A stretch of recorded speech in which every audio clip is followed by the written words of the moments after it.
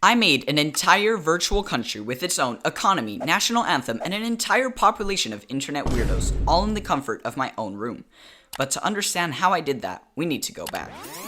So, I was just programming my game when my inner Roblox kid summoned inside of me and said, you know what, this is low-key kinda mid, can't you make something better? This is not fun, you gotta go play Bloxburg instead. So after crying for a few hours, I realized, you know what, maybe I can spice things up a bit. And that's when it hit me. What if I made this a virtual country? That would be the perfect amount of worthless meaning to add to my game. But very soon, I would notice that this meaning was not worthless at all.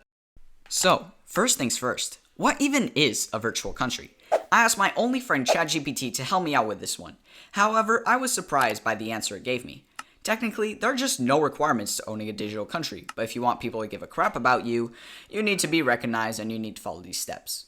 Step 1. Branding. Every country has it. Flags, icons, songs. It's very important. And because of how important it is, I'm going to take my time for this step. Nope, I lied. I did all of it in 20 minutes. Sorry, guys. I decided to name our country Duckland because I like ducks, which means that the national animal will also be a duck. Then I made a nice flag that has nothing to do with ducks, very surprisingly. And then I also tried to get an anthem, which I'll reveal at the end of the video. Step 2 is the platform that I'm going to be using. So, remember that game I was programming earlier? Well, I'm going to be using that, and I'm also going to be using my Discord server so that people can socialize. Now, all that is super wholesome, but step 4 is it's time to go all Mr. Krabs because we need an economy. This actually turned out to be a huge step because I decided to do a real estate market. So basically, using the currency Robux, you would buy and sell land, but there was a little problem.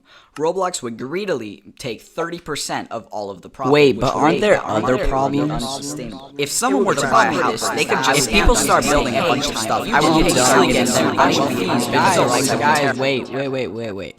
Why don't we just write down every problem, then every solution? Yeah. So that's exactly what I did. But I'm gonna try to be funny when I explain it.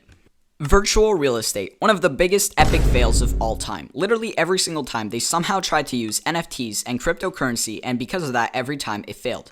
So, because of their mistakes, I'm not going to use cryptocurrency, and I'm gonna use Robux. Also because if I don't, Roblox is gonna sue me, but that's besides the point. But because I'm using Robux, I need to pay a 30% tax for every single transaction. Because of this, my economy will blow up faster than the MrBeast allegations did. Also, if my game became popular all of a sudden, there would most likely be a huge surge in prices for the land, but then it would drop right away, meaning a bunch of people would lose all their money. Now that I think about it, that'd be pretty profitable. So I found a solution to both of these problems. By giving daily Robux to everyone who owns land, I can control the prices of the market. If the market should go down, or I want it to go down, then I'll just make that the amount of money that I'm giving them goes down, and then they'll want to sell it more. But if I want it to go up because a crash just happened, I can make it go up by paying them extra Robux.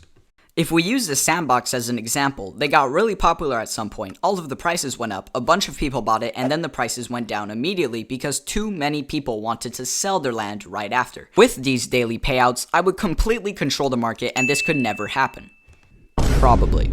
So you just listened to that entire yapathon and you're still here, so you probably want some of this land.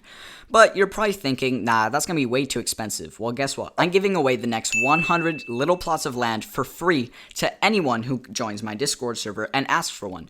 So make sure to do that. But there still is one problem. You know how I have to give money to all of these land buyers? Well, I need money. Oh, here's how I'm going to make a bunch of profit as a greedy little businessman I am. My goal is to be able to give $1 a month to each of my investors of land. This means 80 Robux to all of them and draw 100 of them. That's 8,000 Robux a month, which is a lot of Robux. After a little bit of math, I figured out that we need 7,000 players a month inside our game. But there is a little problem with this. We need people who are willing to pay me to put ads in my game. This is going to be very difficult to do. So, I need to find other ways to make money with my super big brain. Here's what I found. Donations. Donations will basically directly support everyone who owns land. So if someone donates 100k, I will split 100k between 100 landowners. There will also be fees for stores that make a lot of profit. If they sell clothing, I will make a percentage of those gains. Then I will use premium payouts just like in any other game. There will also be some building fees. These building fees will be relatively small, but for people who want to create super duper tall buildings or buildings that defy the laws of physics, they're gonna have to pay a lot more. Finally, if ever the landowner of one of these lands becomes AFK for a week, then we're allowed to take that land and sell it for our own. Using all of these revenue sources, we will be able to give $1 for each landowner every month. The final yap of this huge yap session is that I will be the one taking care of every single purchase. So if you want to buy a house, I will make sure that the house is delivered to you, that the payment is delivered in time and correctly, and I will make sure that you don't get scammed out of your money. The final step is to add a sort of government. Basically, I'm going to be the leader, but I will be hosting votes for anyone who owns land or has participated in the game in any way.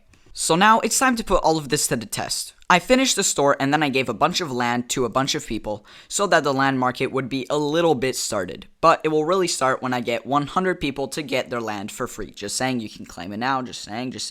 If this video does really well, my economy will most likely work and I will make sure to make a video talking all about it. Anyway, have a good one. That's all from me.